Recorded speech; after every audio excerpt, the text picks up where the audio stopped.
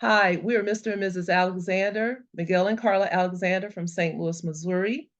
We're right here a mile and a half from downtown St. Louis at Tilly's Corner, where our grandmother had a grocery store. And we really remember when she used to grow her own vegetables to sell in the store in our backyard. So tonight is a very exciting topic for us. We would like to get started and say that each speaker has 10 minutes. And Miss Lauren will give you, Mrs. Phila will give you a 1 minute left notification. So our first speaker, Barbara Chakirio, will kick off the need for degrowth. She will describe the spreading disaster of so-called factory farms. Ms. Chakirio. Thank you. I'm excited about tonight's program. I'm going to start out with kind of the bad news about agriculture, about what's going on currently in the world of industrial agriculture. And I'm going to share my screen right now and see if I can get my slideshow. Okay. Now, does that look okay to everyone? Can everybody see it? I think we can. Okay. Yes, good. CAFOs are concentrated animal feeding operations or factory farms, and they are literally full of shit. They have a lot of poop coming out of them. And I'm going to be talking about CAFOs in Missouri and the effects of the waters of our state.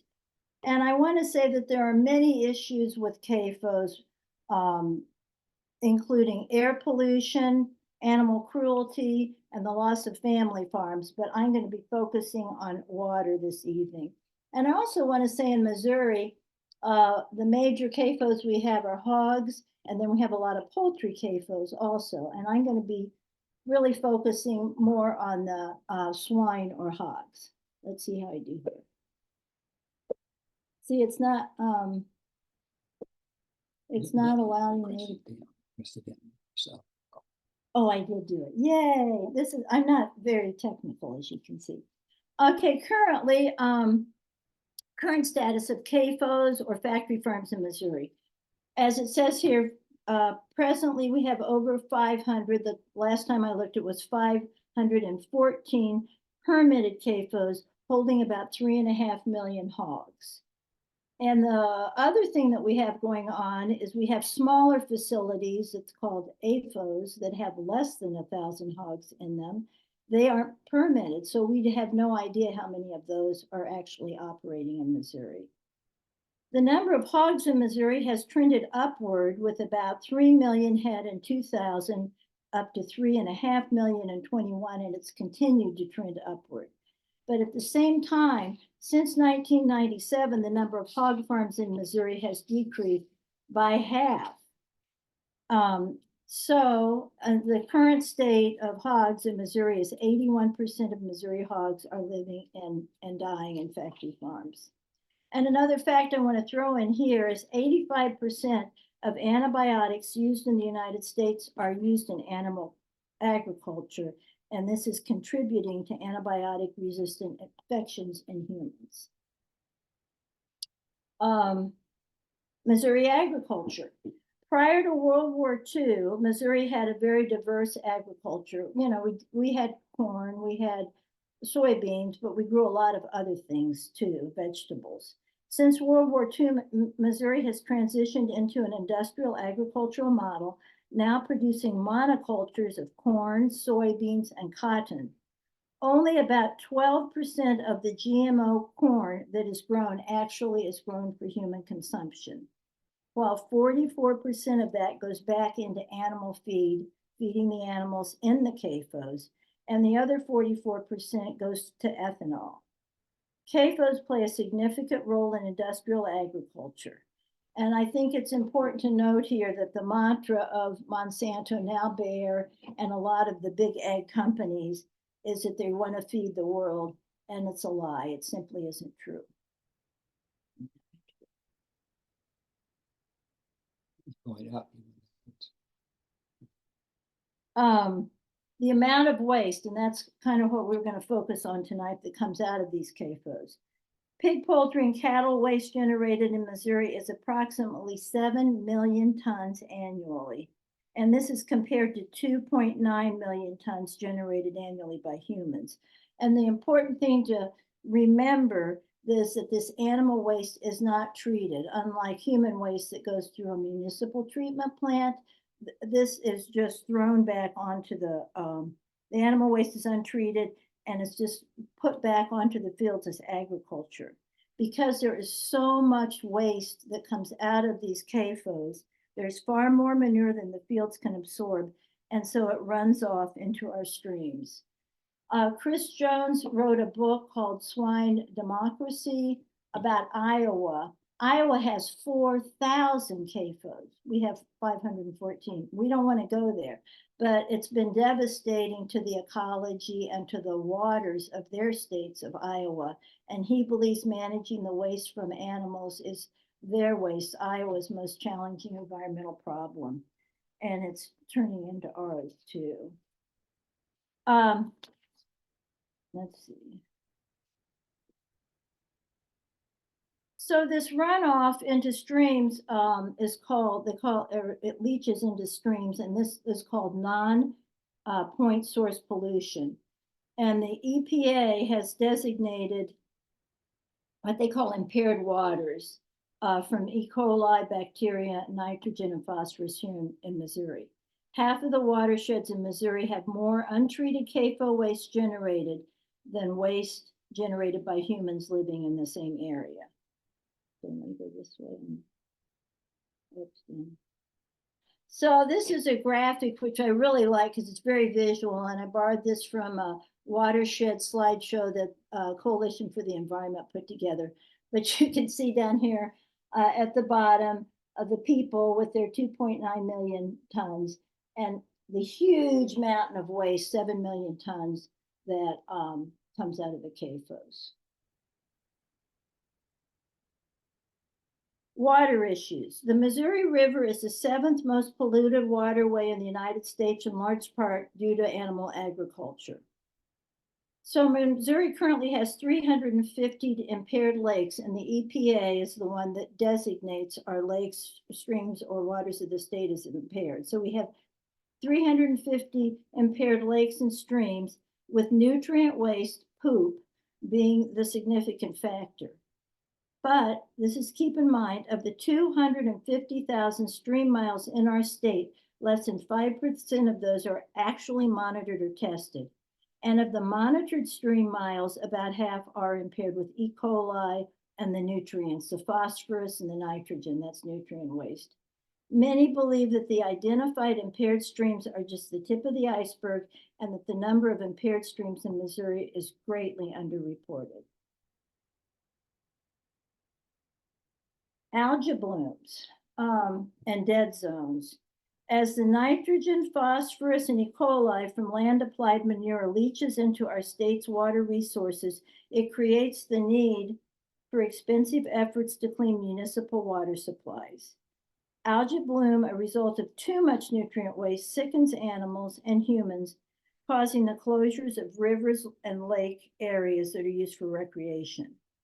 And water quality impacts, as we said, include algae blooms, fish kills, contamination of drinking water, and then limited recreational use. And here in Missouri, we'll often have places, lakes or streams where people might swim that are closed in the summer because of algae and E. coli.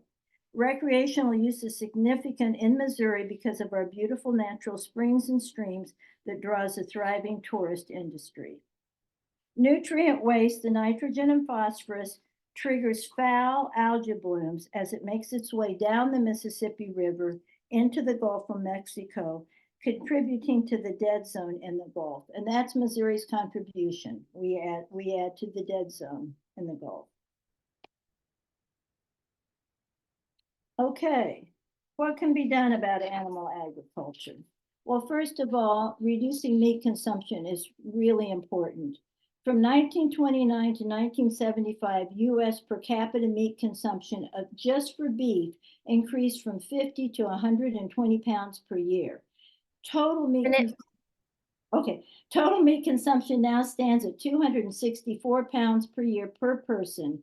This is making people sick, and it's environmentally destructive. Let's promote Meatless Monday, Vegan Wednesday, and Vegetarian Friday. Push for stronger regulations of CAFO waste.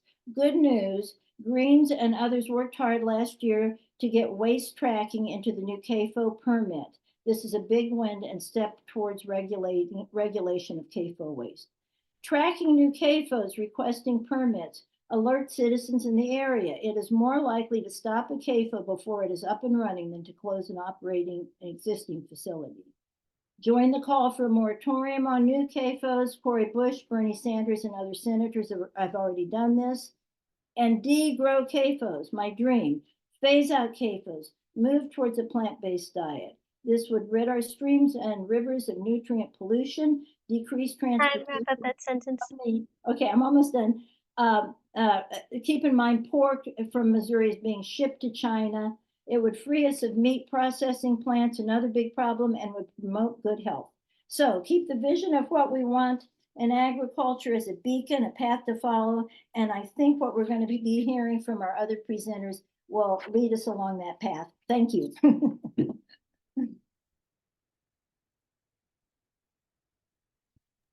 So, Thank you so much. Thank you so much, Mrs. Shakirio. Thank you so much. Our second speaker, Jack Hammond, will contrast agroecology, low input, small scale agriculture practiced by poor farmers, minimizing environmental impact and producing food for local markets to capital intensive monocultures. Okay, thanks very much. I have to apologize, first of all, for my laryngitis. I hope everybody can hear me. I hope I talk loud enough. And Barbara, if you thought you were telling us the bad news, I've got worse news. The worst news about agriculture is that the biggest assault on the environment ever committed by human beings was the invention of farming 10,000 years ago. It has transformed the landscape of every continent except for Antarctica. And I'm not going to say that we should all stop eating or that we should all stop farming and go back to being hunting and gathering. But I think we do need to recognize that there are some forms of agriculture that try to work in harmony with nature, and that there are other forms which maximize the assault. Can everybody see the chart, the picture? yes. Yeah. Okay. The most harmful forms of agriculture includes what the CAFOs that Barbara was telling us about, but we call monoculture. Monoculture, when typically on very large properties, each farm grows only one crop. That crop could be sugar, it could be coffee, it could be tea, it could even be nutmeg. But it is an export crop. It is an export crop that doesn't produce food for most people. It produces money for the exporters. And this was especially true in the era of colonization. Europe conquered much of the global south to take over the land that was there to grow export crops that went back to Europe as luxury consumption and made some people very, very rich. It says on the chart here that they were labor saving. That's true in the post-colonial era. But in the colonial era, of course, they were huge labor forces, very often enslaved people or virtual slaves who were working these monocultural plantations. The kind of agriculture that tries to work in harmony with nature is what we call agroecology, generally on small farms, generally growing food rather than export crops, generally labor intensive, small labor force, but they work very, very hard on each small property. And they provide crop diversity. they provide multiple kinds of crops growing on the same plot of land, the kind of crops that are not going to be sold off as exports, but are going to provide food for the local population.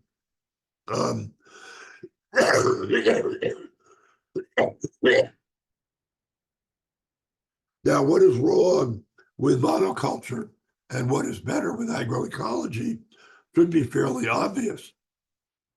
Monoculture uses farmland to produce tradable commodities rather than food. As Francis Moore Lappé said in Diet for a Small Planet, land that grows money cannot be used for growing food. Monoculture also has much exploitative labor relations, whereas agroecology is generally practiced by small family farmers or cooperatives. Monoculture has uses resources in environmentally destructive ways, chemical inputs, fertilizers, pesticides, genetically uniform crops, which are vulnerable to pests. The land suffers declining fertility, and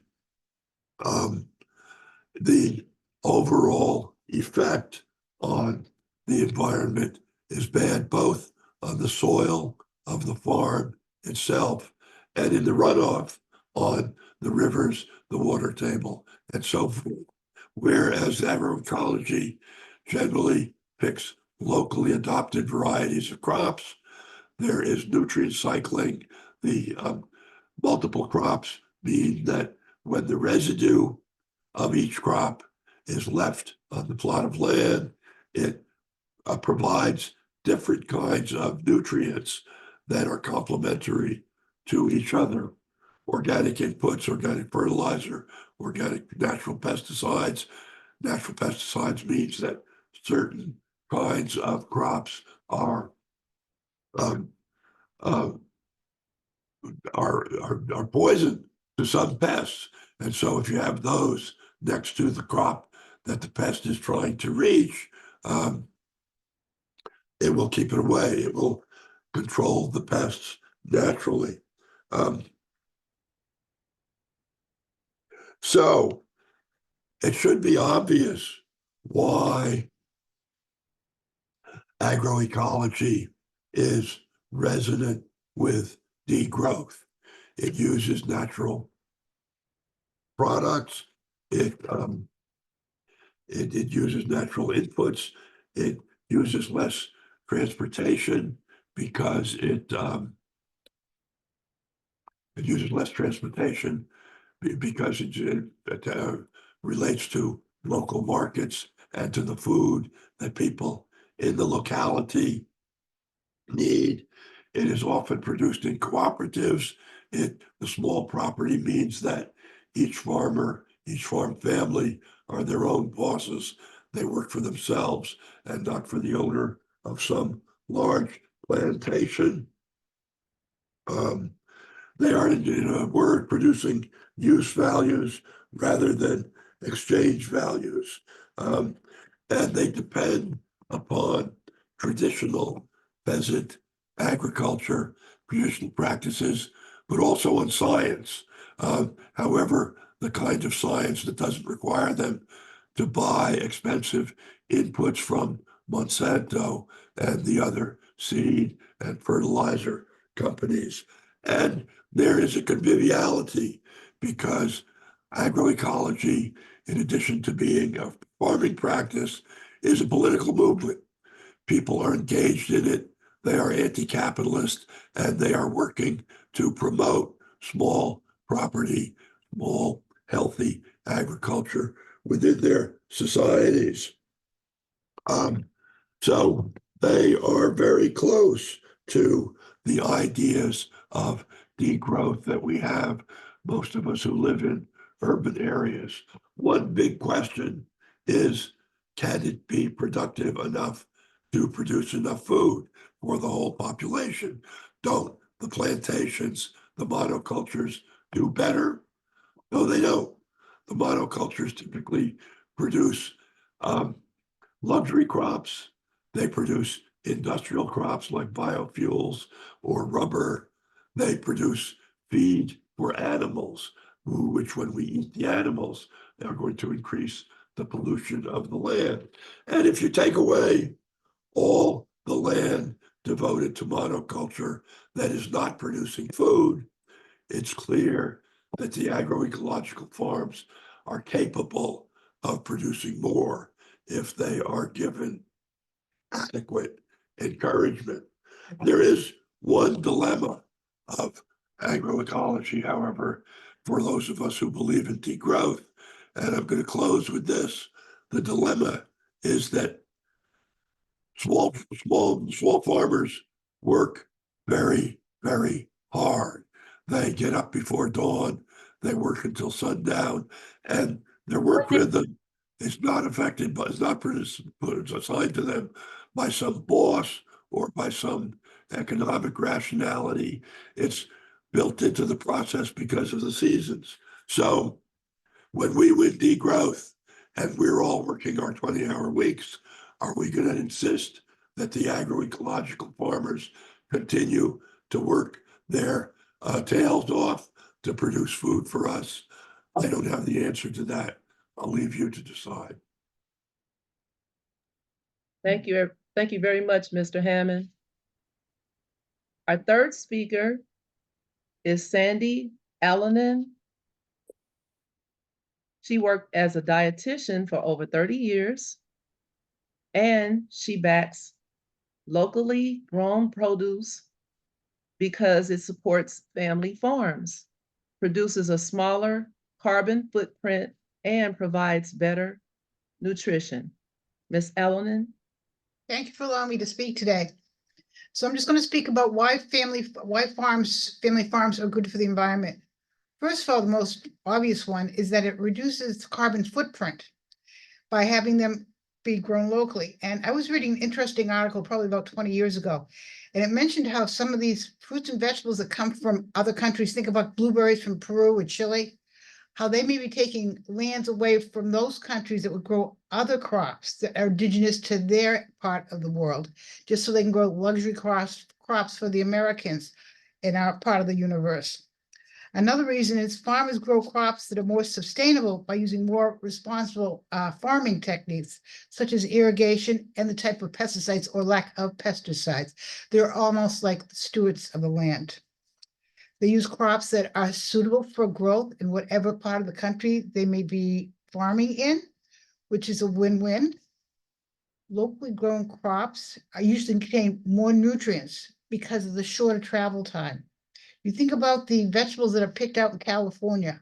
How long does that piece of broccoli or that tomato take to get from California all the way to where I live in the New England region?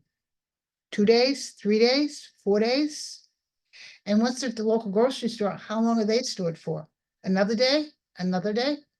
So during this time of the food being transported and stored before it's actually sold, how many nutrients are being lost in that storage period, especially things like vitamin C and vitamin B? And when the locally grown crops are generally picked within 24 hours and brought to market. So their nutrients are much more dense than the ones you would get at the grocery store. Another point is that the flavor is far more superior when they're grown locally. Who's ever had peach that's been grown locally? It tastes nothing like the peaches you get out of a grocery store. Or that ear of corn that was just picked earlier that day. Or the tomato that was picked maybe the night before. The taste is so much more better. It is just, you can't compare the two. It also supports the family farmer and keeps them in business. And as the result of the family farm staying in business, that means that land can't be used for industry. And I have to tell you a quick little story. There was a farm here in Massachusetts that was being sold, and everybody was nervous. Would developers pick up the land and just throw on houses or strip malls? Well, it turns out a local farmer bought the land, so it will stay as open space. So we were thrilled to hear that. Another reason is it provides job opportunities for the local citizens. You can I know some farms, they have locals help with the farmer farm the land, harvest the crops. They have other people man the farm stands or the farmers markets. It also gives a chance for the farmer to explain how certain produce is produced, how to prepare it. I one time was at a farmer's market and they had Brazilian eggplants. I asked, how would you prepare these? And they gave me some great ideas of how to cook it.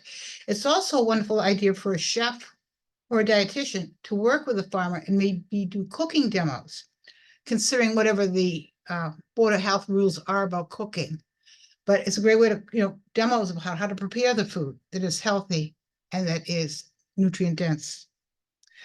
Plus, also, probably the last thing I want to mention, it's a wonderful opportunity for children to go see where their food comes from, to get to talk to the farmers and ask how it's grown. It's a wonderful learning opportunity. And we have this particular project here in Boston called the Food Project, where these high school students are selected and they work in these farms. The main one is in Lincoln, Massachusetts. So they learn to do organic gardening or farming and then sustainable practices for the land. They also participate in marketing the fruits and vegetables. Also, they learn other practices how to keep the land sustainably grown. So these are some of the ways that the farm, locally grown food actually benefits the environment, the nutrients, and reduces the carbon footprint. Thank you so much for allowing me to speak tonight. I hope I didn't go over the time. Thank you.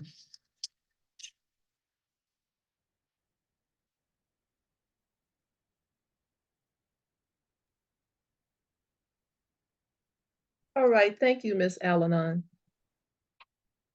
Our fourth speaker, Mr. Paul Lehman. Mr. Lehman has been an organic gardener and farmer for over 50 years. He will share information about the interplay of the environment and food production. Mr. Lehman. Thank you. Title of my presentation is Impact of Agriculture on Greenhouse Gases and How Degrowth Can Fix That. When talking about climate change, the mainstream media has focused on carbon dioxide or CO2 emission as the culprit, the cause, as coming primarily from burning fossil fuels. What is overlooked is that almost 1/3 or 31% of the total greenhouse gases come from emissions related to agriculture and everything related to the production of food. Barb Cicero has talked about the destructiveness of the CAFOs, the concentrated animal feeding operations, and methane gas from manure into the environment. But that is actually only a small part of the percentage of the total emissions coming from the ag sector. In addition to CO2 and methane, a third and main culprit is nitrous oxide from fertilizer added to corn and other grains that need nitrogen to grow. Here's the longevity report of these three greenhouse gases. Number one, CO2 can persist in the atmosphere for centuries.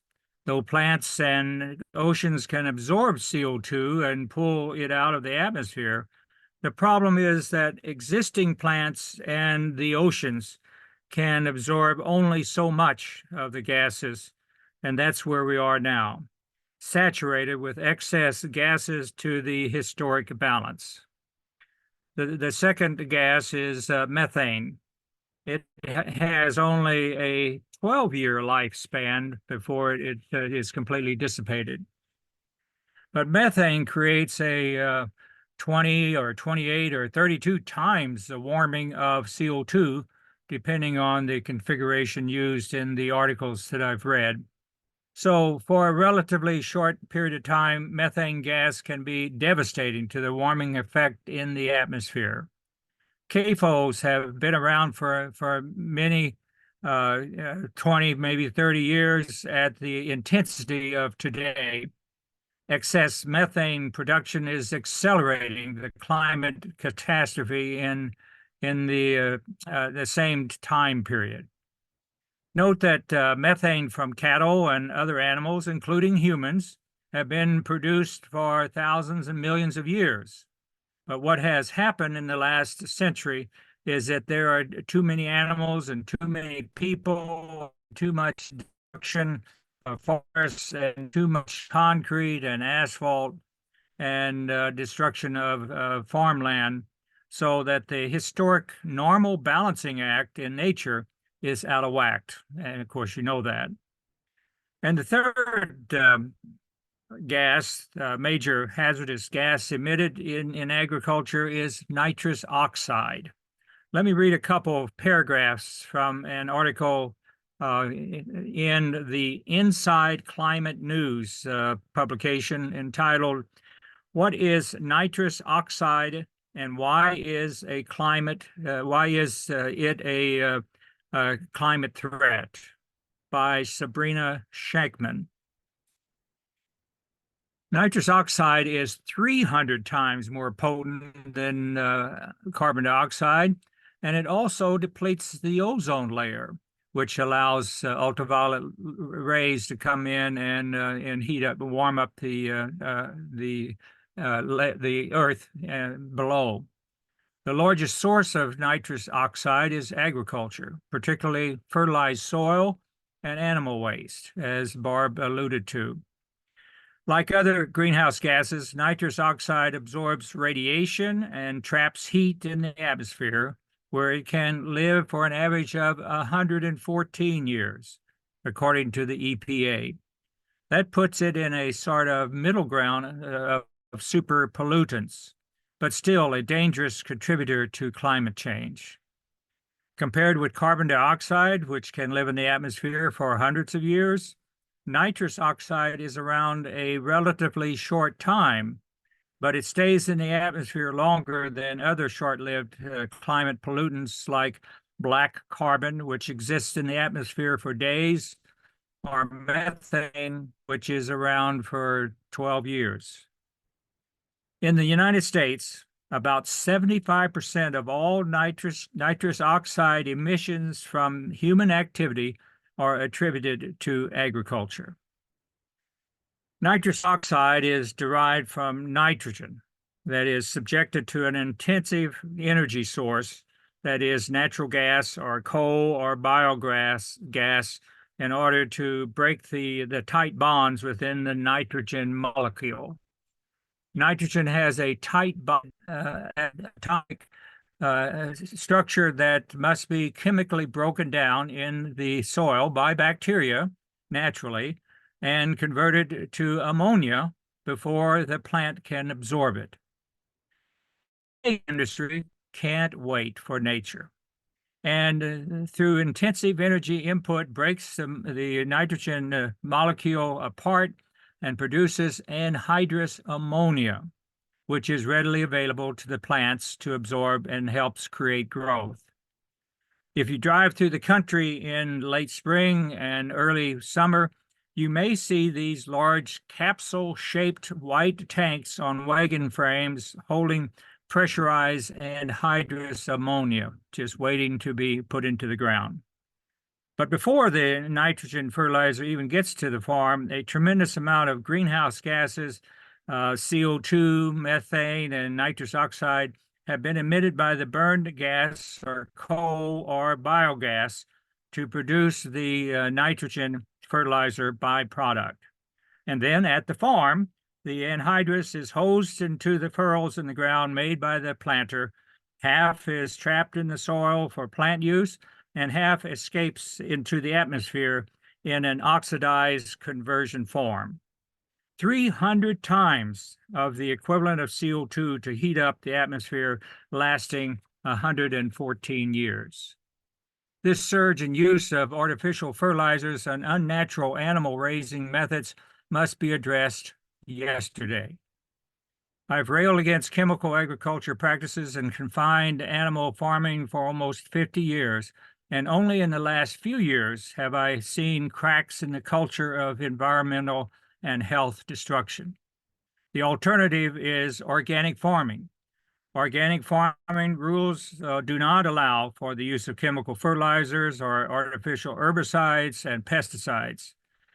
But organic food production is growing too slowly. And I want to plug a new practice that I've heard in recent years. It's come into play that's called regenerative farming. That's organic farming expanded into a multifaceted operation.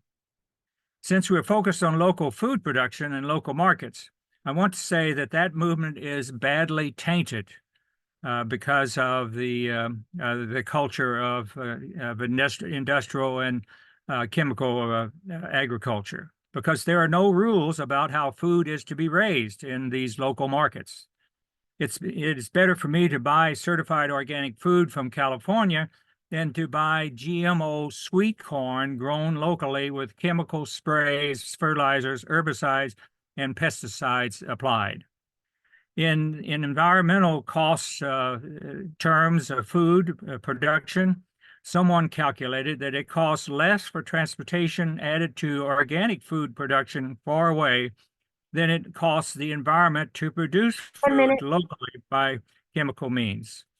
We have a lot of work to do to turn that cultural belief and practice that humans know better than nature and must subdue nature and ignore our destructive path.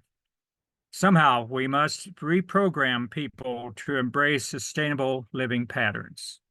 Thank you. All right, thank you, Mr. Lehman. All right, here we go. We are going to hear from our representatives of co-sponsoring organizations. We had a flood of responses from folks offering to make a comment, which is really great. So we're going to ask each representative, if you can, to make your comment 3 minutes or less. And our first one, we're going to have Ms. Barbara Laxon. She's with the Green Party Peace Action Community. Yeah, hi. Yes, I'm also with the Green Party Eco Action Committee. And I just kind of wanted to throw out a little blurb of, Sandy was talking about local food, and I used to live in South Florida, and it was really nice to go outside and grab a grapefruit off the tree for breakfast. Can't do that anymore. I live in Pennsylvania now, but yeah, I wanted to mention that the Green Party Peace Action Committee is having a webinar on March 6th, and we're going to, the title of the webinar is going to be Update on the Middle East Crisis. When will the killing end? And we are going to have several speakers talking about all aspects of what is going on in the Middle East and what the ramifications of that may be, and the possibilities for escalation and etc. And so again, that's going to be March 6th, and there's going to be I don't have the links yet, but that'll be coming shortly, and it'll be, advertised. And yeah, if anybody wants to ask me any questions about it later. Okay, thank you. All right, thank you, Ms. Laxton. And I want to say I said something wrong. It's the Green Party Peace Action Committee, so excuse me for that. All right, our next representative will be Dr. Felicia Ann Hill with the Universal African Peoples Organization. Ms. Hill, 3 minutes or less, and Mrs. Filler will give you a 1 minute left notification. Thank you. Dr. Hill? Okay, so we don't know if Dr. Hill is still on. We'll go on to Dr. Perdita Fisher. She is with the Gone Eden Agriculture and Ecology Group. Ms. Fisher, are you on? Let me unmute myself, okay. Good. Can you hear me? Yes. But you can't see me, okay. I disappeared, okay, I reappeared. Good evening, everyone, and thank you so much. The comments before have been great, and actually, Sally said a lot of things that I, was going to highlight today, but this topic of locally grown food is so necessary. We talked about increasing our vitamins and antioxidants when we can get it, when it's fresher, when we can grow our own and pick our own, like I used to do when I was growing up. It tastes better, it tastes sweeter, it doesn't lose the potency of the vitamins and minerals and other nutrients that are in the foods because of having to travel long distances by trucks. As I said, it tastes, of course it tastes better. And when we harvest too early, the food doesn't have a chance to ripen on its own. One thing that I did love growing up is, just really being able to go out and pick fresh produce, fresh greens, even in Israel and Belize, where we are, being able to have it, to be able to grow it, know what's in the food and know that it has not been sprayed with pesticides and other aspects that are harmful to our bodies, that actually have been known to cause cancers and other diseases because we are eating contaminated food. 1 minute. Okay, and of course, talking also about getting your hands in the soil is something about getting your hands really into the soil, into the dirt, that connects you internally, spiritually, with the food that you're eating, which means, of course, that it's going to be better for your body if you can actually connect with the soil and connect with the food that you're eating, and it's going to be more beneficial. Okay, thank you.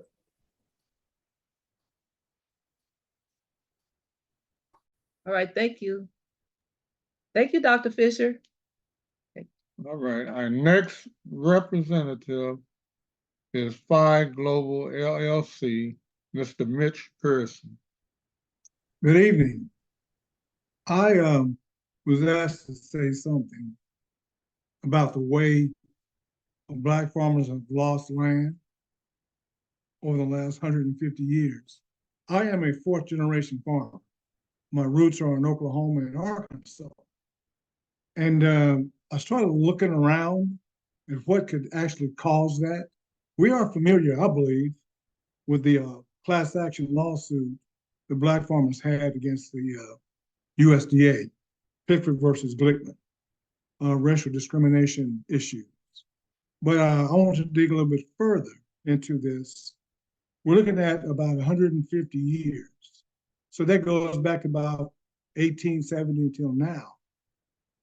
From 1910 to 1970, there was a great migration. Black folk moved up from the South up north to get away from Jim Crow and all that madness. And I went back and looked at it even closer. From 1877 to 1950, there were over 4,000 lynchings in the United States. There were 60 done here in Missouri alone. So I did the math with that. That's 73 years. And that's about 55 lynchings per year. There's 52 weeks in a year. So that's about average a lynching every week. So I think that's one of the biggest things that people don't realize is how Black folks were terrorized off the land. That's where I want to go with this. Agricultural history in America is more of a food web than a timeline, because you have food, you have agriculture, and you have land. And where we are today, if you look at what happened then and what's happening now, One with the minute. big corporate farming and all that, I think we really need to get serious about pushing back on this, because if we look at the last 100 years and look at where we are now, where will we be in the next 50 years? Thank you.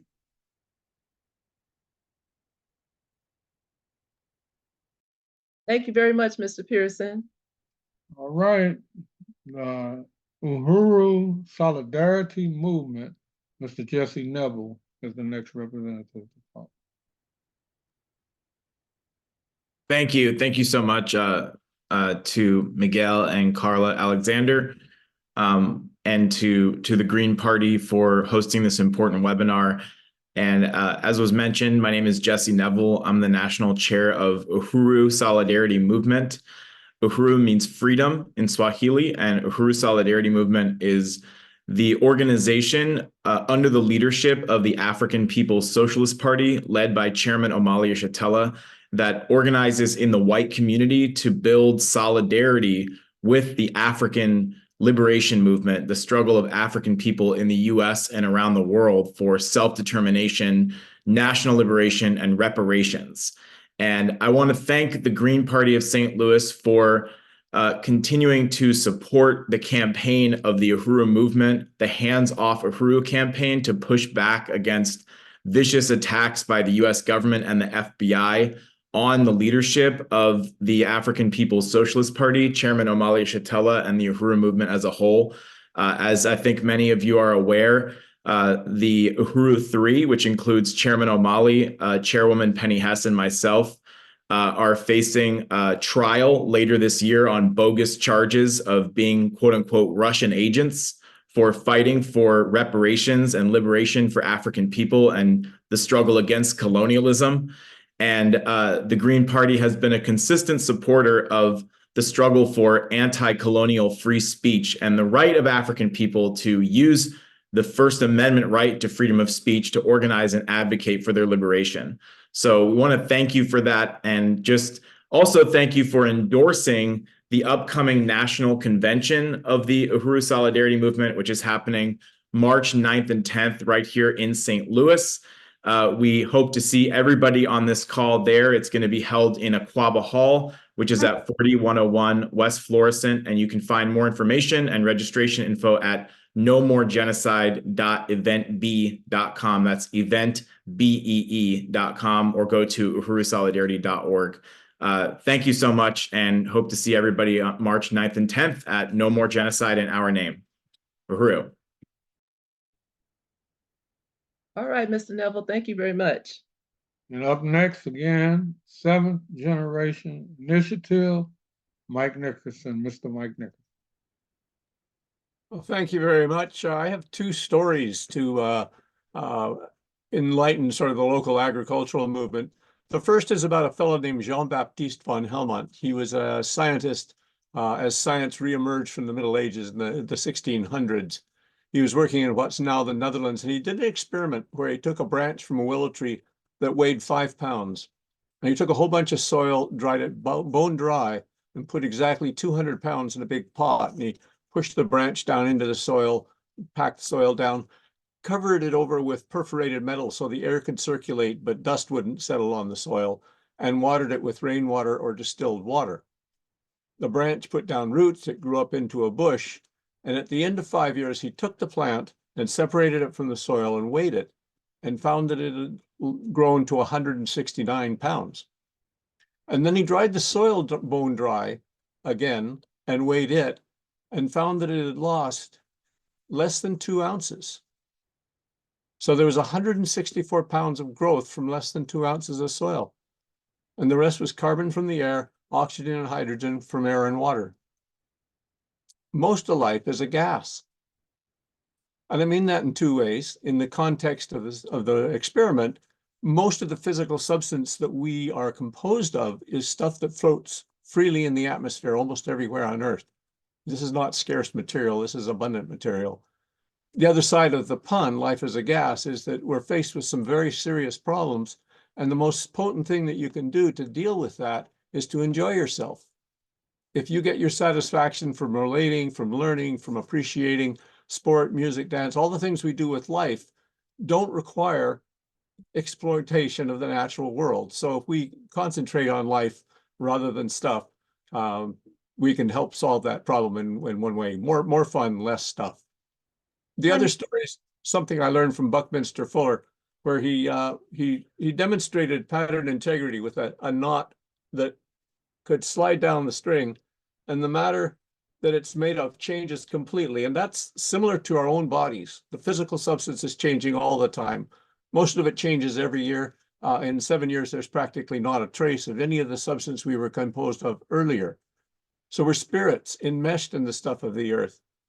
And if you think about all of the substance that'll come into your body from the moment you're born to the day that you die, that's called your long body.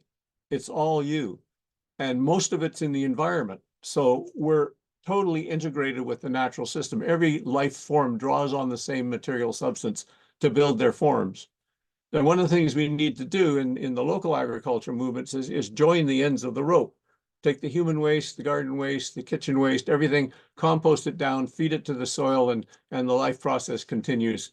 Local soils can, local communities can endure indefinitely if they have that sort of relationship with the local soil. Thank you. Right, thank you. Thank you very much, Mr. Nickerson. All right, so we have the Green Party of California, Miss Laura Wells. Miss Wells? Hello. So I'm Laura Wells from California. And one of the things I'd like to talk about is, well, what comes to mind is permaculture, where you arrange to have something just continue to grow without plowing it under and replanting it. And some of the principles of permaculture is that everything is connected, and no single problem or solution stands on its own. And each element performs more than one function. And it's like all the problems are interconnected. The solutions, that's the bad news.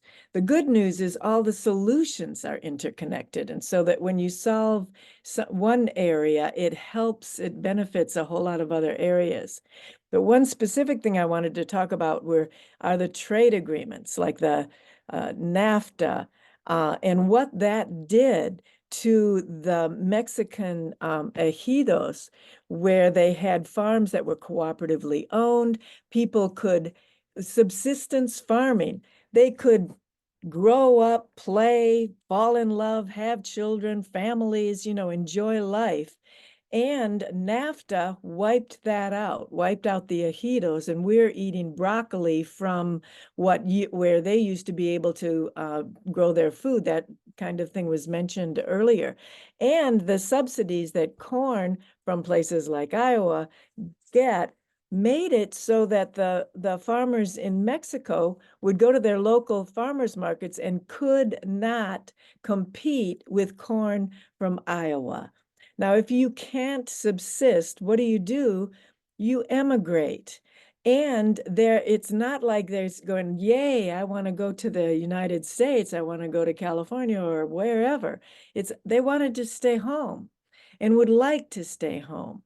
The vast majority of the people. So that's a couple of examples of where we make it harder for other people in other countries to live. We get food that has to travel a long distance, and we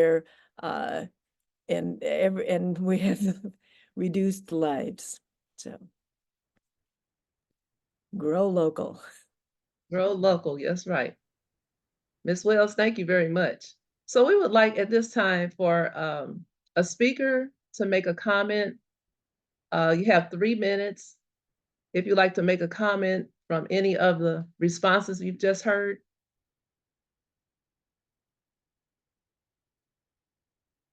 Mr. Curio, is she available?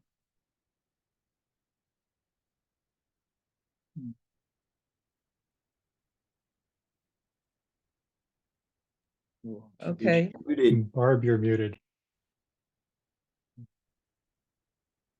Sorry. Yeah, I do love this program because the last few speakers have talked about kind of the antithesis, the opposite of what factory farms do, which is horribly cruel to animals. It's not a sustainable practice.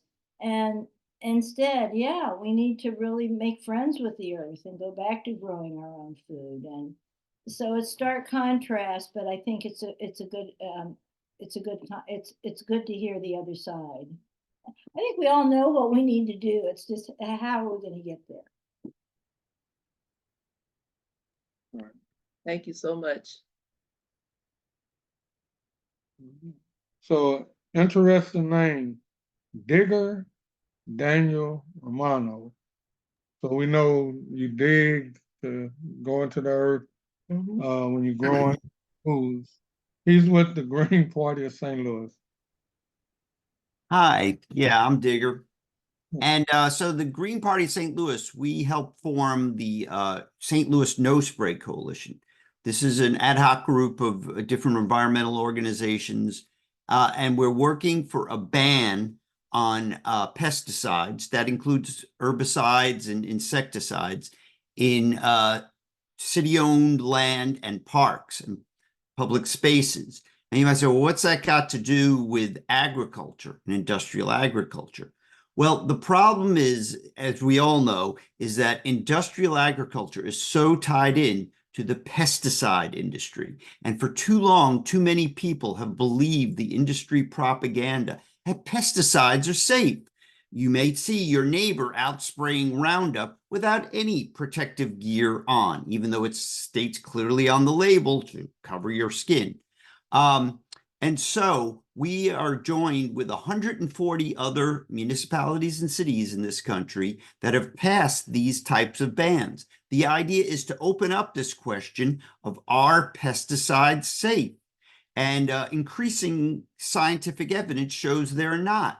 2 recent court decisions have said that the EPA did not, when they registered Roundup herbicide that contains glyphosate and dicamba, that they did not, adequately review the data that was available, and they ignored certain studies showing the dangers not only to humans but to aquatic wildlife, all wildlife, and the environment.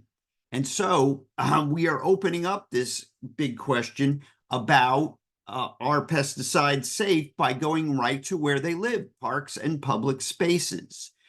In this way, if we can convince people that they're unsafe, this will, as Paul Lehman had said, reprogram people into understanding that these things are not good for them, their families, their children, and the environment. The good news is that in the court of public opinion, we're winning.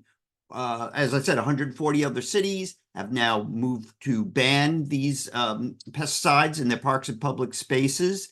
And more and more people are waking up to the idea that these are not safe. And this is the way to drive them in, because, a lot of agriculture, not totally, but is driven by consumer demand. And when people realize that pesticides are, with the science is showing, not good for you, they'll demand food that is not grown that way and begin to see that locally grown agriculture, or food, and food that is not coming from industrial agriculture is better for them in the environment. Thank you very much.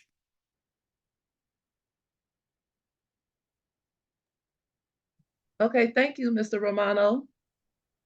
All right, so next we will have the Green Party of New Jersey, Miss Christina Khalil.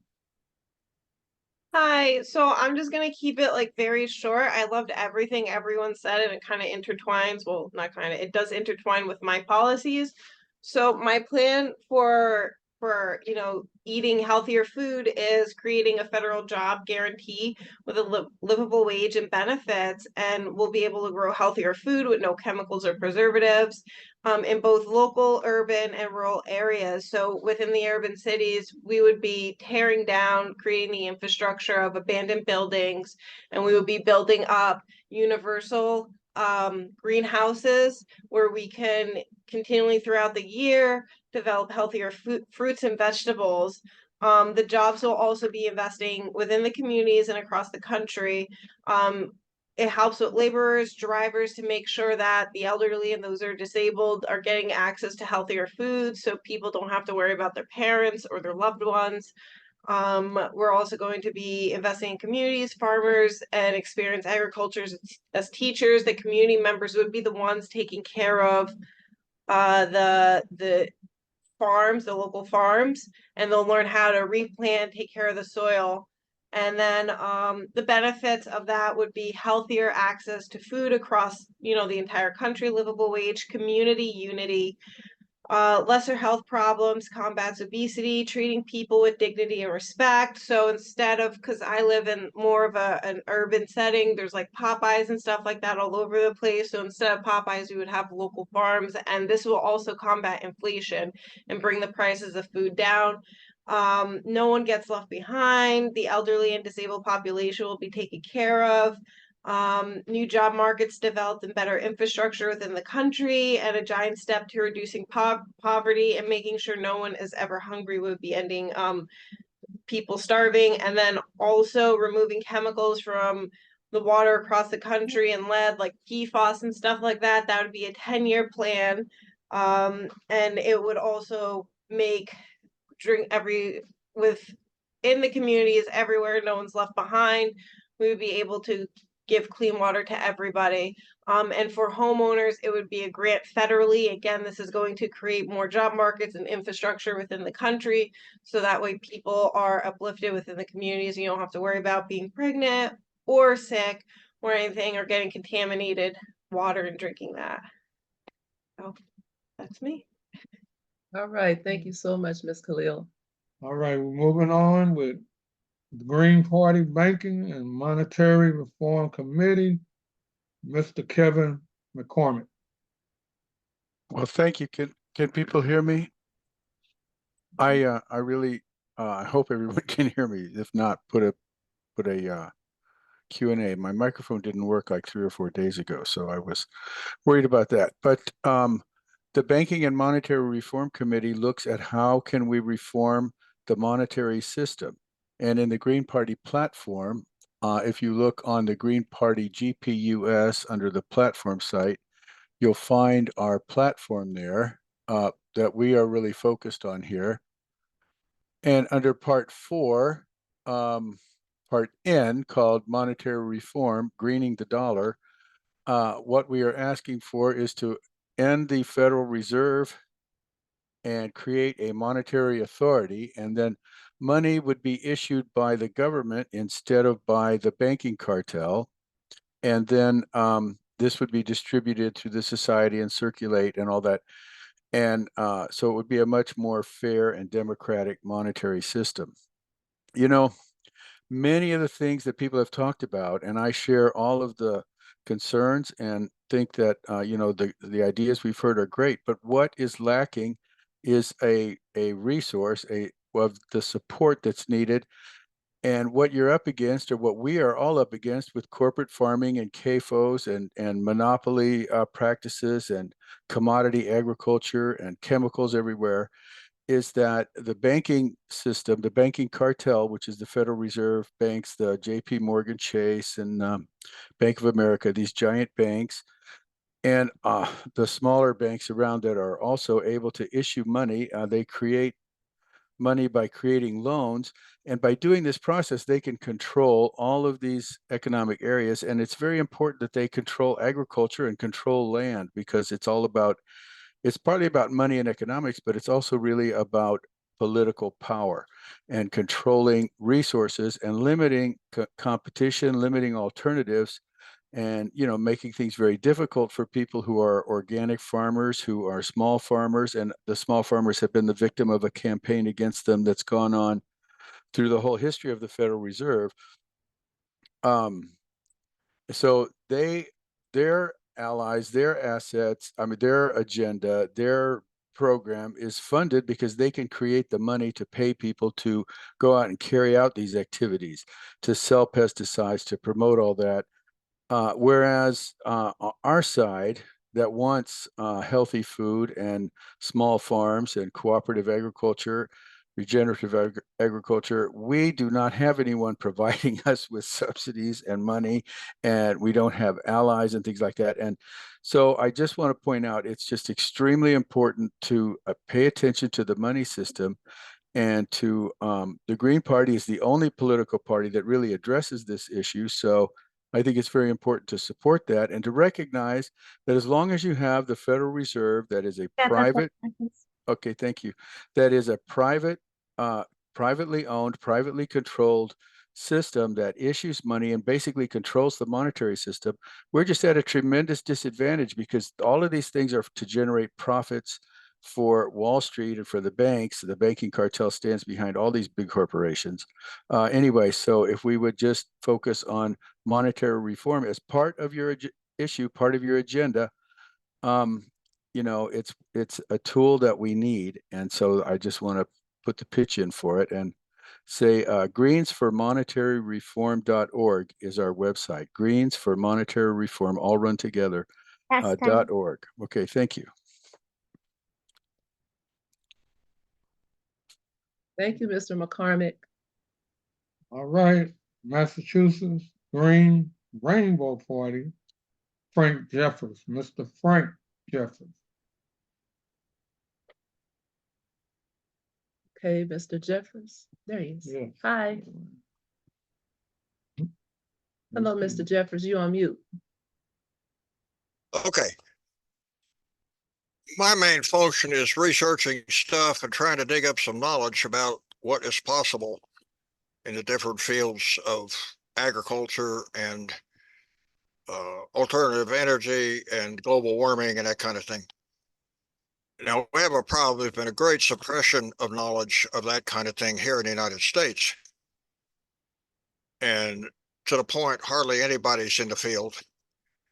And and Americans don't really know much because most of what they're subjected to is greenwashing and propaganda and bullshit manufactured by the polluters. Now, if you go to other countries, this hasn't been the case. And there have been quite a few advances made in other countries that Americans can't even dream of because they never heard of it. Now, so it's a real good thing for people to start researching what's going on in places like Latvia or Estonia. How many of you have even heard of those countries? Japan, Iceland, places where people have the freedom to think.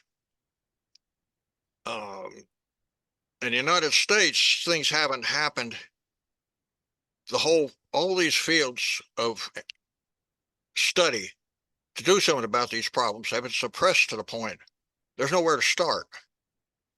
Now, President Biden had his Inflation Reduction Act. What it's done is it brought in some foreign countries where progress has been made, and they're setting up operations in the United States. But they're finding a real difficult time trying to find Americans even to work for them. Now, what's happened in the United States in these different fields? 1 minute. Okay. What comes first, the chicken or the egg? In this country, we don't have either one.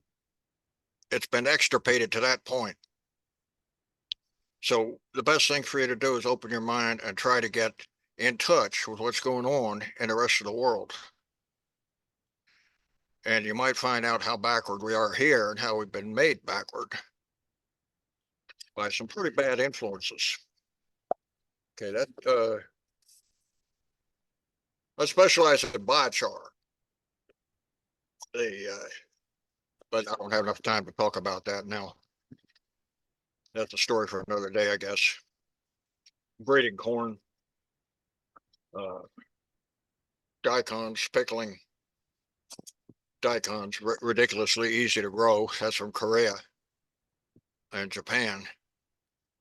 And they would be a real good addition to the American diet if many people were doing it. Wait, time. Please wrap up. Okay.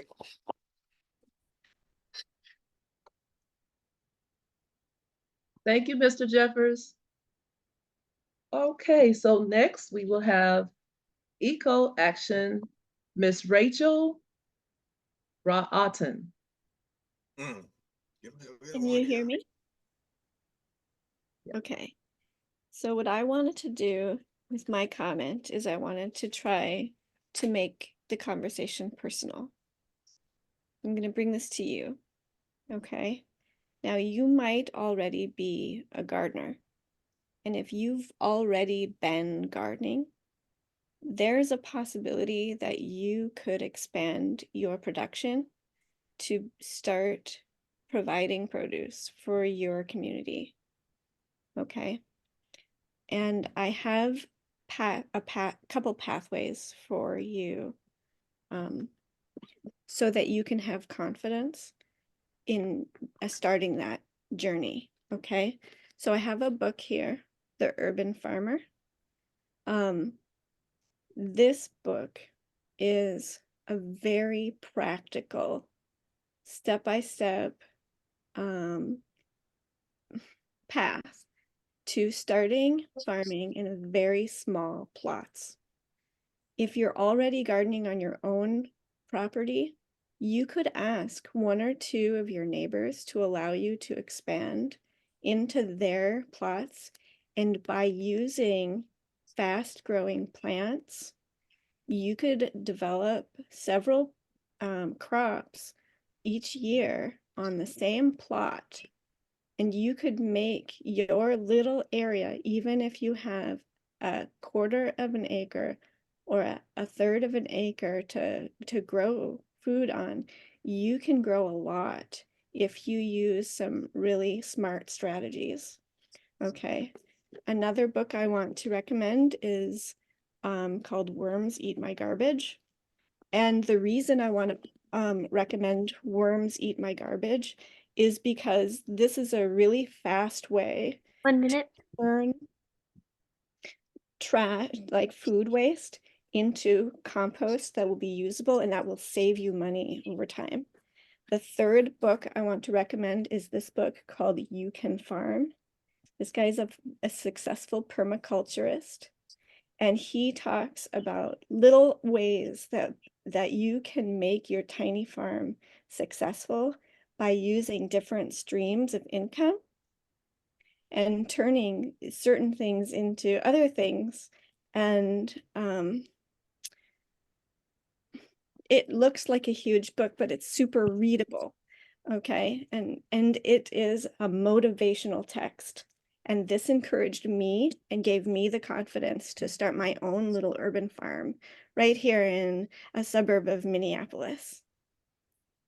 And I've done it 2 times for a farmer's market, and I did a CSA with microgreens. All right, time, please wrap up. Thank you.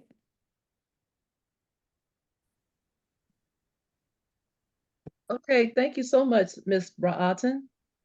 So we're going to ask for the speakers, Mr. Hammond, Ms. Alanon, or Mr. Lehman. Would you all like to have a response, 3-minute response?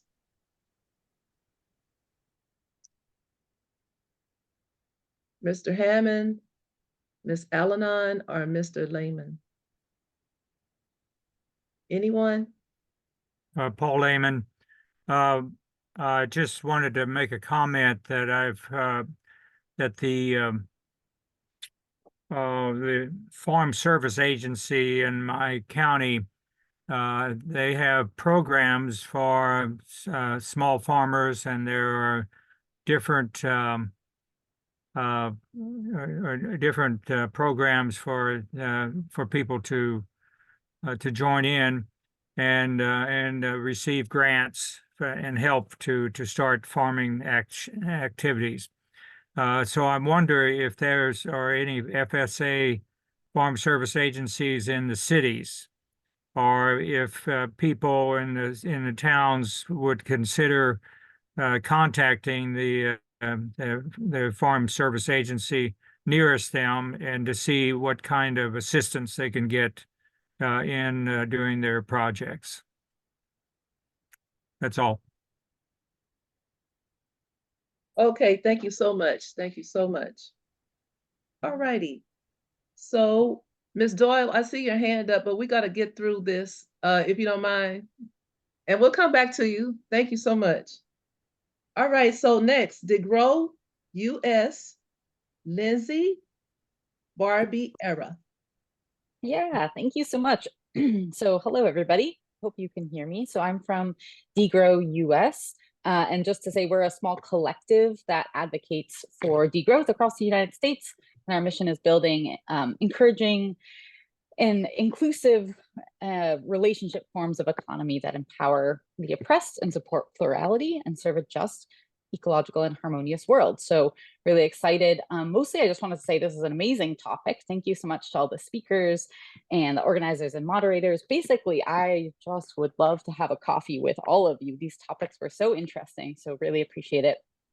Yeah, and I was just wanted to say my background is more on the science side. I studied greenhouse gas emissions as well, and thought about agricultural technologies, and came to degrowth. And so I just really appreciated all your talks.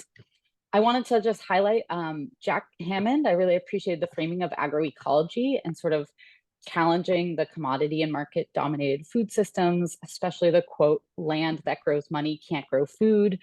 And thinking about agroecology as sort of this, as also not just for the environment and sort of ecosystem health, but also as a political movement and engaged within community. And I think that that's just something I wanted to underscore with my point here, is really that being in right relationship with is not just about sort of right relationship with the environment and with lands and with ecosystems, but also, again, drawing the attention to sort of the justice component of this, and this empowering of sort of historically oppressed folks and people who have been oppressed and dispossessed of lands through the systems. And this was just an amazing point that was made by Mitch Pearson, much more eloquently than I, but just underscoring that, you know, we've seen this in the United States with African Americans having, you know, from the 20th century to the 21st century, having lost for 90% of the land that was stolen from them. And again, just going back to underscoring that people who have really been practicing agroecology and regenerative practices in agriculture and farming have been the ones that have been the most sort of dispossessed and sort of taken off their lands by powerful actors. We heard this again from Black farmers in America, to how NAFTA and trade agreements have done this in you know, dispossessed people of land and lifeways all over the world, from the example in Mexico. And so I just wanted to say, you know, we need to, as a part of degrowth, particularly, we need to really deeply consider the systems of power and justice that really, you know, we need to focus on giving people, especially marginalized people, historically, you know, like Indigenous people, Black people, young people, old people, you know, we need everybody to be able to have access to the land and to the space and to the time and to the social safety nets to actually grow and distribute their own food. And that we've seen, you know, Degrowth US, we have some members of our organization that have seen, you know, within their research and dissertation research that people do, you know, when they do have this time and space, you know, they do produce food and distribute it with this idea of abundance and justice and ecological and just relationship. So yeah, I just wanted to dedicate, you know, underscore the point of like really the idea of dedicating more of society. Oh, is that it? Okay, yeah, that's the more yeah, that my point is really thinking about that, the deep consideration of power and justice and righting those relationships.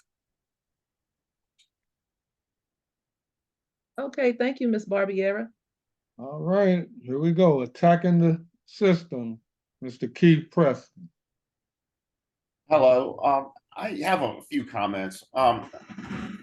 There's really several things that intersect here, and I'd be interested in hearing the feedback from anyone else about this, because it seems like as far as the considerations, one obviously is we want to reduce the impact of things like agribusiness and all of that on factory farming and so forth on the natural environment. But we also have to look at all the socioeconomic factors that are involved, as some have pointed out. And one major obstacle that I see, particularly in some of the local areas that I'm around, is that there are many people who simply feel that buying local food or buying organic food is simply too expensive. And, as we know, a lot of people who are socioeconomically disadvantaged eat the worst possible food. They go to grocery stores and they buy the stuff that's on sale, and it's stuff like frozen pizza and processed meats and all kinds of things like that. So it seems like cost effectiveness and affordability is going to be a real obstacle that has to be addressed when we're talking about all of these issues, and like degrowth and building up local food markets and for local food production. Also, there's things that logistical issues like transportation. Like I know that there's a farmer's market near me that's very successful, but there are a lot of people who simply don't have access to it because of the problems associated with the bus lines and the public transportation systems here that are somewhat limited. And people will say, well, I just can't get there. It's just problematic as far as transportation. So there's affordability, there's logistical problems. I've seen people in my local area try to do things like rooftop gardening and all these other kinds of things, these kind of very do-it-yourself localized systems of food production. And they've run into problems with the local authority because they say, well, you can't use a public building for this, or you're not, the area you live in isn't zoned for this. We talk about things like urban farming. So it's amazing just how many obstacles there are that are thrown up when it comes to try to efforts to get around the dependence on agribusiness and dependence on these mass corporate grocery store chains and things like this. So, at some point, if anyone wants to throw out any ideas about how to address this, I'd love to hear it.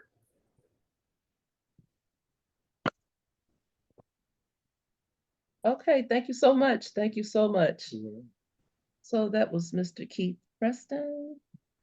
And now we're going to ask everyone, please put your comments, questions, or anything in the chat, and we will do this after this segment with our representatives from organizations. So we have the All African Peoples Development and Empowerment Project, Dr. Aisha Fields. She won't be able to make it. Okay. So. Oh yeah, okay, now we're gonna go a little further into it. Project Animal Freedom, Mr. Carl Nelson. Hi, everyone. I wanted to say a few more words about the concentrated animal feeding operations, the CAFOs or factory farms. I think our first speaker did a really good job describing some of the terrible environmental effects, and just wanted to recognize some of the ethical horror that comes along with those as well, including some specifics. So I'm going to talk about one particular thing that just kind of demonstrates how morally bankrupt those institutions are and why they need to go. Sometimes they have situations where they need to kind of slaughter their whole flock or herd, whatever they need. Sometimes it's because they have too much stock, like when you have worker shortages, like during the pandemic, they just don't have people to take care of them. Or maybe during a disease outbreak like the flu.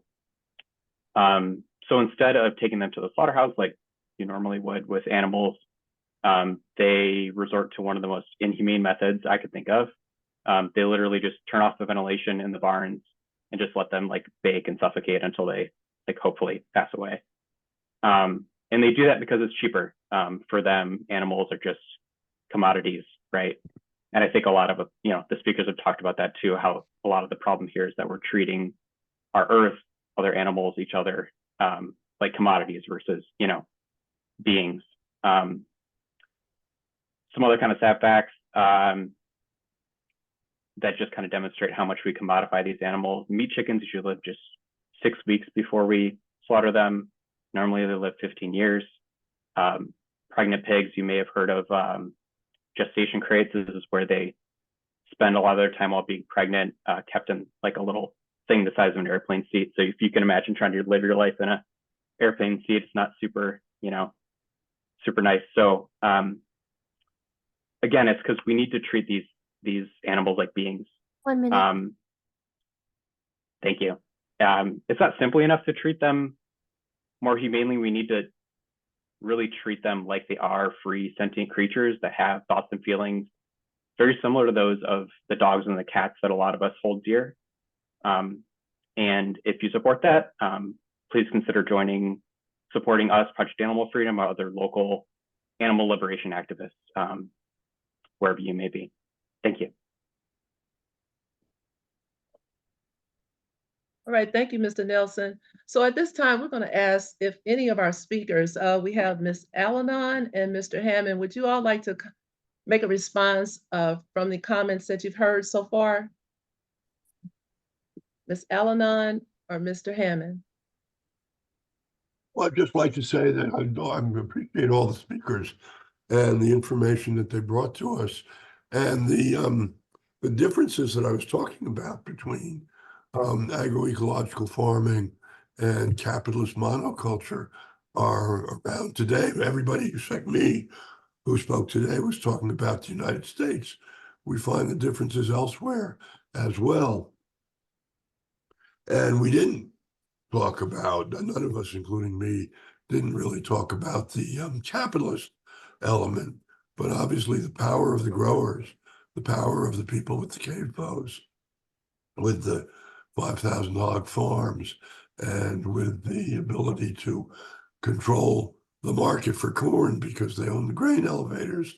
This is something that we need to understand so that we can have a return to the small, healthy farm. Thank you. I really appreciated being here tonight. Thanks a lot.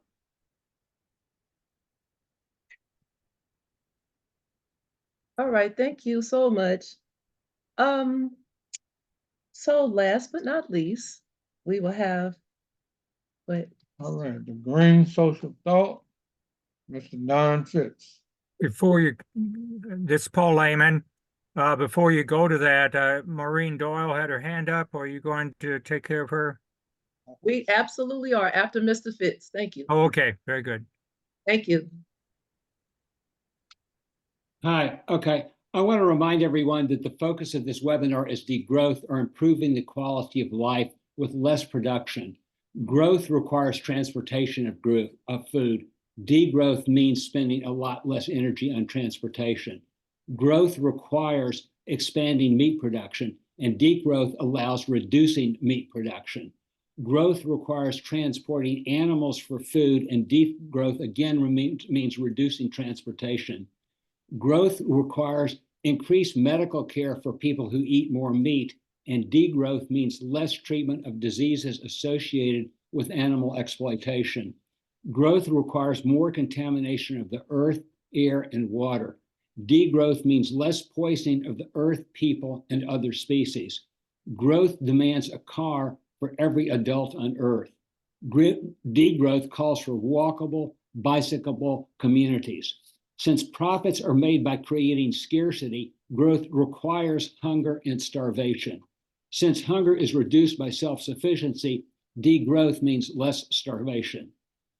As fossil fuels are phased out, growth demands land theft for solar and wind power and transmission lines for electricity. Since degrowth requires less energy, it reduces colonization through electricity. Growth requires the extinction of millions of species as their habitat is destroyed for electricity. By using less electricity, degrowth allows for species to survive. Growth requires more corporate hierarchy in economics and politics. Degrowth requires more local democracy. Growth requires the Green New Deal as a way to save post-carbon capitalism. Degrowth would remove the Green New Deal from all of our platforms because it is based on the ideology of growth. 1 minute. Okay. Growth requires an endless war machine. Degrowth means dismantling the war machine. This webinar, like I said, is a part of the series on degrowth. And the best way to begin degrowth is to stop Israel and the US from continuing its genocidal attack on Palestine. Thank you very much. Thank you so much, Mr. Fitz. Ms. Doyle, you've been so patient. Thank you so much. All right, you're on mute. There you go. Hi, I just wanted to say, and this goes to several people's comments. Like Rachel, I love the Joel Salatin book that you mentioned. Joel Salatin is awesome. Another book he wrote was Everything I Want to Do Is Illegal. And another speaker talked about all the laws. And so I would encourage people. Maureen, we can't hear you. You need to speak into the microphone. You still can't hear me, really? Okay. Oh, okay. Okay. Check with your municipal, town, or city ordinances or bylaws to see if they are allowed. If roosters are allowed, how many hens? Call the planning board or the health department of your municipality and see what you need. State laws can be different, and I have seen many non-compliant folks have to part with their flock or their animals or their front yard garden or the bees or whatever. Which is terrible. So do a little homework first. And remember, when you buy chicks at stores, straight run may be cheaper, but those are the not sexed ones. You could get a rooster. So go for the pullets and support a local farm if you can to get poultry chicks, guinea hens, turkeys, geese, chickens, things like that. Thank you. Over. All right, thank you so much. So we have some questions in the chat. I'd like to read the first one. The question is, there is obviously a market for all those animals and the waste. Is the issue that development economies eat too much meat, which is the source of the problems, rather than inefficient processing of the waste? Would anyone like to answer that question? I would like to speak to that. So inefficient, what did they say? Inefficient processing of the waste. There's too much waste coming out of these CAFOs. It cannot be processed. And, you know, they've come up with biogases and different gimmicks to try to deal, you know, with the amount of waste that comes out of CAFOs. There are two problems. They don't work very well. You know, they're talking about taking the methane from the manure and using it as fuel. They put it in pipes. All pipes leak. They all leak all the time. And the second problem is it's by putting up these false hopes for use of the waste, it encourages people to say, well, let's just have more of these factory farms. See, we can deal with every aspect of it. It simply isn't true. There's too much waste for the land to absorb. And I can't remember the second part of the question, Carl. Could you read it to me again? Oh, it was about eating meat. The problem with eating meat, we all know it makes people sick.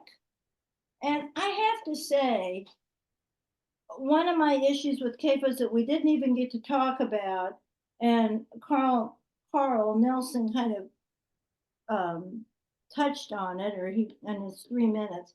It's very cruel, and it's the objectification of living beings and treating them like they're a bag of sand or dirt. You know, they're sentient creatures, and that's totally lost. I mean, the factory farms, they actually want the hogs to only get to a certain weight so they'll fit in the trucks and fit into the machinery that slaughters them. I mean, it's a very, it's destructive ethically, morally, environmentally, and it's really bad for our health. So I'm sorry I got all wound up there, Colin. Oh, that was good. Thank you so much. So Mr. Bob Grove with Climate Council, he would like to answer to that as well. Mr. Grove, are you on? Yes, I am on, but I didn't have any specific answer to that. Oh, okay. All right. So I'm reading something different in the chat. That's okay. I do, Paul Lehman. Okay, Mr. Lehman. Yes. I've been involved in the organic world for a long time, and there are organically raised hogs.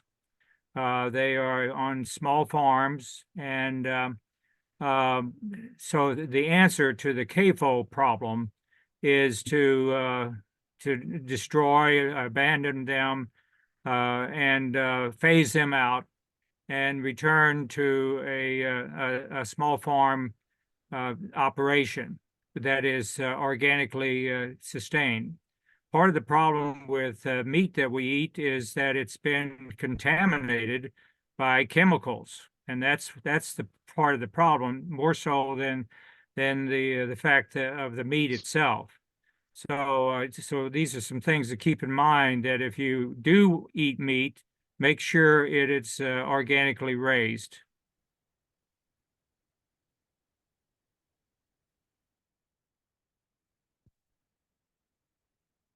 Okay, thank you very much. The next question, there was some sort of lawsuit mentioned.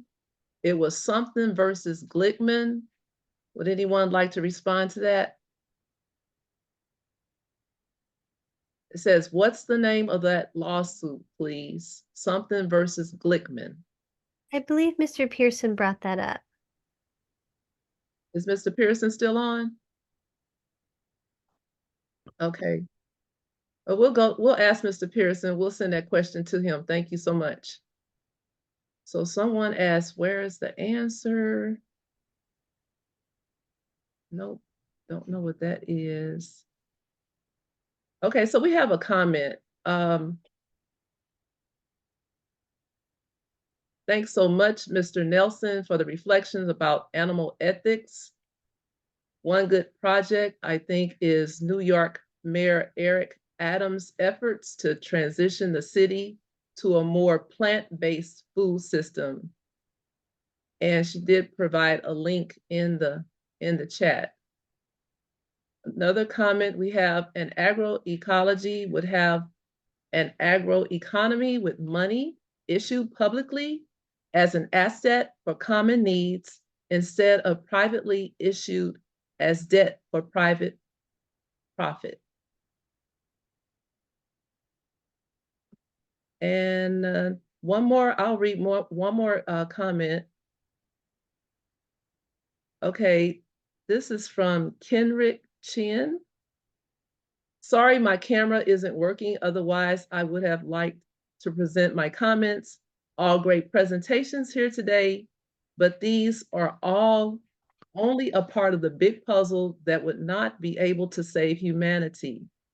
Today, we have much bigger problems: global warming, food insecurity, catastrophic weather,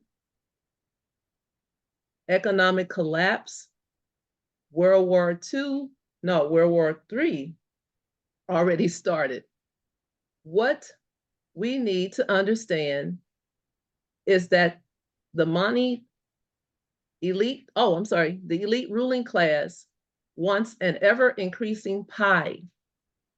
What we need for degrowth is to dismantle the capitalist system that controls every aspect of today's society.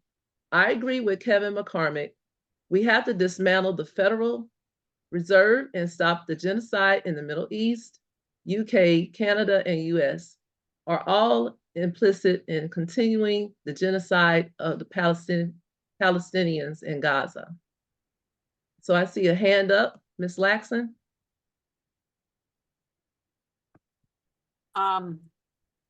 Yeah, and actually direct point of that last comment.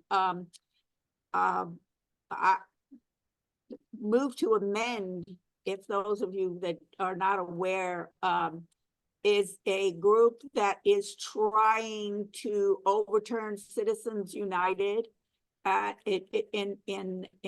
to create a situation where corporations no longer have rights of people and where money is no longer considered part of free speech.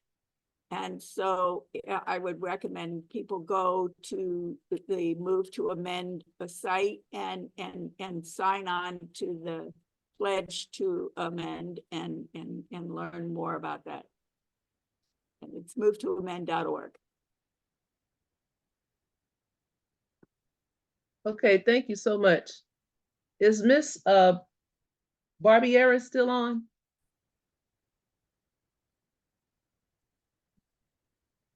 No, she's not on. Mr. McCormick, would you like to respond to the comment that was just read? Yes, well, of course, I love to hear when people agree with me. It's, people have talked about this. It's the money, money is a creation of the human mind. That's a very important point. That means we can imagine it differently. What has happened is the financial class, the financial elite, they imagined, because they work with this money, and we have a culture of this banking cartel and banking control of the money system that goes all the way back to the Bank of England. It is totally permeates English culture, which has basically been transmitted to the United States. Okay. So the growth imperative, the devouring all resources, constant imperialism, all that, this is a requirement really of the Federal Reserve System and the Bank of England system. The British had the Great Empire, then it switched over to the United States, and they're basically the same things, just on a much greater scale. So I just want to put that in, and, just to say to people, don't ignore the issue. It tends to get ignored. It's too complicated, blah, blah, blah, what have you. But it is a human idea. Money is a human idea, and you are allowed to think about it too. So, and you can figure things out too. So, and you can ask for a democratic, fair money that has, public control instead of controlled by a financial elite. So I don't want to bore people going on about this, but I just want to emphasize that it should be brought into your topics that it's truly, you are against the banking cartel when you're asking about these things, because they provide the money to all of these people who are doing the things that we're trying to change. Over. Okay, thank you, sir. Ms. Broughton? Okay, so there was Kendrick Chin and there was that other guy, I don't remember your name, Kevin McCormick? Yeah. Okay. I'm all about action, okay? I see the problem. It seems huge. It seems so big, I can't even hardly wrap my head around it. I want to know one thing I could do tomorrow that would help make it better. Anyone? Kevin? Well, I mean, as a consumer, you can make those little small choices. Buy organic food, avoid chemical things and stuff like that, which we all know, we hear about that. I would say the thing you can do, and this is part of the degrowth thing too, is also just try to get a concept of challenging the money system into the degrowth politics, into the degrowth discussion, into the narrative. Right now, it's like off the table. We're not allowed to discuss it or even think about it. The media will never touch it. And so just try to get it into the discussion that, hey, why don't we have, the Constitution of the United States says that Congress is supposed to create the money. Why don't they ever do that? Just those kind of little questions that would get that out. Now, the reason I keep focusing on, of course, I'm focused on the money system and all that. That's my stick. But people asking those questions, it starts people thinking, they start wondering, well, yeah, if we created our money, we could have these, we could pay for these things. Maybe it's not always the greatest idea stuff, but we could pay for a lot of things that they tell us are not possible because we actually could control the money and create the money to do the things that we wanted to do. So I'm not saying that we should go out and have some great extravagance, but I am saying that you would have a lot more ability to organize and carry out plans that are needed for the future if you had control over the money system, or at least enough control to where it would work for you when you needed it to. Over. Okay, so when it was said in that comment, what we need to understand is that a money elite ruling class wants an ever increasing pie. Can you elaborate on that, Mr. McCormick? Well, Yes, you know, people have talked about inflation and the money supply going up. Well, everything costs more and all that, but this is a requirement of the system. When you loan money to people, and that's how it's created, you have to have inflation in order for the debts to be paid. And what they do is these loans that they make are not necessarily just, you know, for everybody's well-being. They only make loans that suit their agenda. So you get mortgage loans, car loans, you know, loans to buy things at the corporate stores, the Targets and the you know, home furnishing stores and all that. But you don't get loans to alleviate poverty. You don't get loans to put community gardens in. You don't get loans for anything that would get people into a better life situation where they don't need the money. They're not subject to the control of these corporations anymore. They get out of under that. You're never going to get a loan for that. So, you know, and so this is how they do it. I'm going to go on for too long. So I want to say greensformonetaryreform.org is a website. Our website that our Banking and Monetary Reform Committee does. And we have a newsletter and there's lots of articles. And I know Howard Schweitzer made a comment here.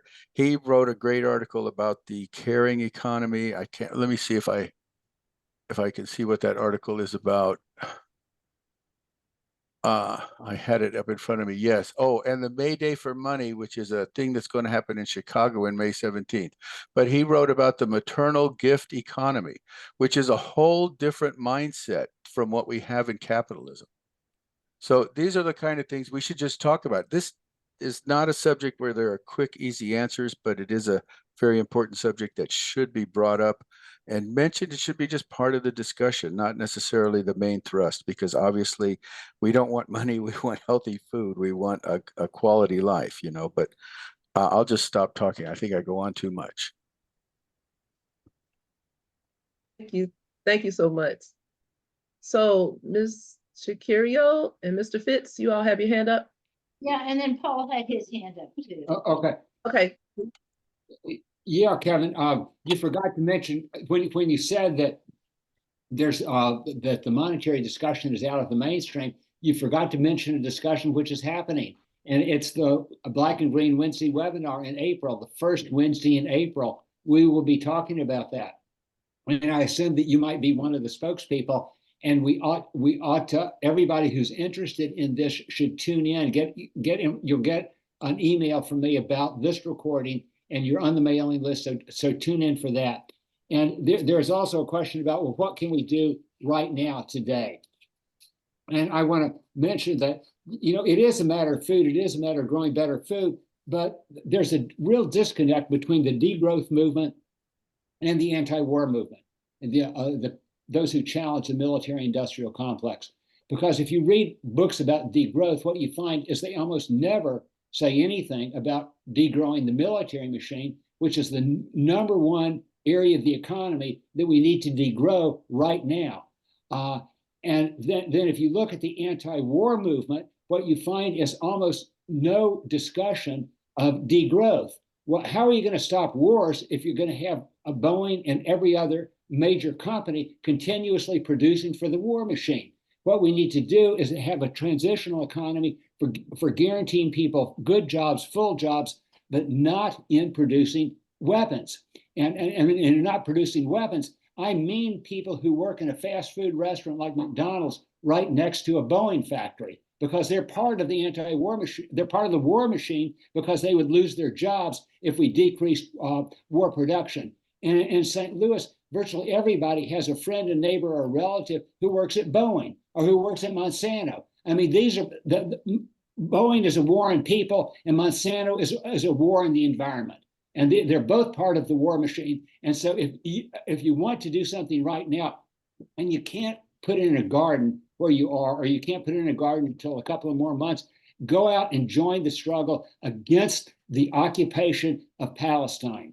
That's what virtually everybody can do that. And that is a serious challenge to the growth economy, because growth requires war.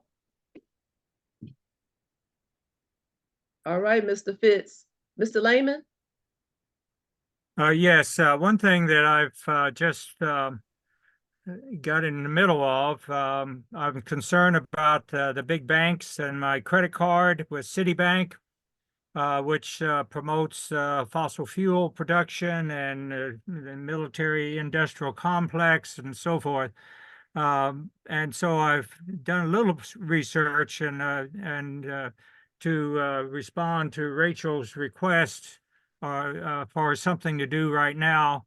One thing I'm doing is trying to find a bank that does not support any of these uh, these uh, uh, activities that are very detrimental to our society. And so I've come up with, well, I won't even say what they are because these are local banks. And so you just need to Google and find out what banks do not have or do not invest in these various destructive patterns. Okay, thank you so much. Now there's a question in the chat. Question reads, when we abolish the Fed, can we forgive foreign debt? Would anyone like to answer that? When we abolish the Fed, can we forgive foreign debt? Okay. Mr. Curio? Yeah, Mr. Fitz? I was just talking about a disconnect between the anti-war movement and the degrowth movement. I think there's also an enormous disconnect between the people against foreign debt and people who are in favor of reparations. I mean, while Black people in the United States certainly deserve reparations, and certainly Native American people and Hispanic people and every ethnic minority deserve reparations, who deserves reparations even more is all of those people in the colonized world throughout Africa, Asia, Latin America, who are living and dying every day because of the extraction of fossil fuels, the extraction of minerals for the post-fossil fuel era, people whose land is being grabbed for international agriculture. One of the first ways to have reparations is to eliminate the foreign debt of all of the poor countries in the world and get rid of all of these structural adjustment programs. That's the first thing that you do when you're committing a crime, is to stop committing the crime. And so the first point of reparations is to stop the theft of funds, finance, and the destruction of native agriculture of people all across the world, people in the colonialized world. Okay, and there's a comment in here, a suggestion to read Charles, I don't know how to pronounce his name, Esselstyn. Someone help me with that. Is sacred economics? Not sure. Eisenstein. Oh, Eisenstein, excuse me. Okay, thank you very much. Eisenstein, sacred economics. Okay, I think that is all. There's mention of the April 6th webinar by BMRC about degrowth and monetary reform, money for the people by the people. Okay, Ms. Broughton. Okay. I actually have a website that people can go to for ecobanks. There's a list of ecobanks on this website, and I can't figure out how to post it in the chat. I see that I can type an answer, so I could answer a question, but I can't seem to just make that as a comment. But it's like bank.green/sustainable-eco-banks. I don't know if you want me to repeat that. Yes, go ahead, repeat it. Okay, so it's bank.green/sustainable-eco-banks. And at our next eco action meeting, that's actually going to be our action item at the end of the meeting, is to ask people to look into finding. Yes. Oh, I see somebody. Barbara has a finger up. Yes, there is also a group called Green America, and they publish what they call the green pages. And in their green pages, they include all sorts of sustainable organizations, both money and food and furniture and you name it. So that's called the green pages, and it's put out by an organization called Green America. Thank you, Barbara. Okay, Mr. Lehman. Yes, would you repeat that, Rachel, one more time? Yes, sir. No worries. It's okay. So it's bank.green/ so that's a forward slash, sustainable dash eco dash banks. Banks, plural? Yes, plural. Okay. Thank you. You're welcome.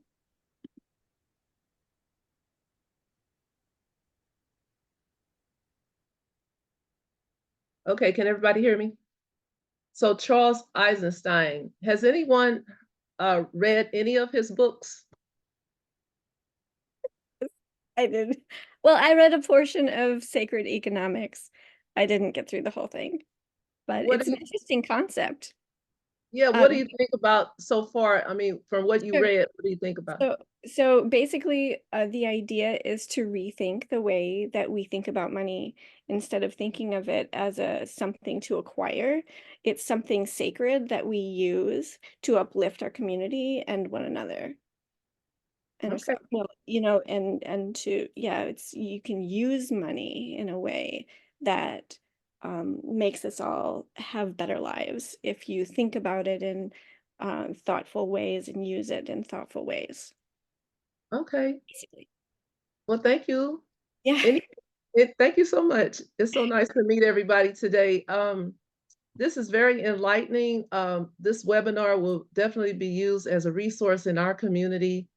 We've been trying to get people more involved in growing in their backyards, container gardens and stuff like that. So we're excited about all of these. You all are the experts, okay? It was an honor to be your moderator today. Mr. Alexander said thank you as well.